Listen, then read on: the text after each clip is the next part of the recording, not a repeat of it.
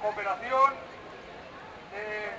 contundente del señor Roig de Mercadona, al cual todos conocemos, que después de llenarse los bolsillos, gracias a la colaboración de todos, gracias a la necesidad de los trabajadores y trabajadoras, se dedica a mantener las denuncias contra aquellos que han osado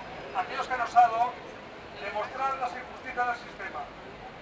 Hoy estamos aquí para dejar bien claro que el SAT y los detenidos no están solos, que no solo Andalucía está levantada apoyándoles, sino también en otros puntos del territorio.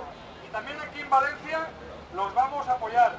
Y esto es el inicio, este es el principio de algo que si no termina la represión contra ellos, va a ir creciendo. Compañeros y compañeras, os agradecemos estar aquí y doy la palabra a otros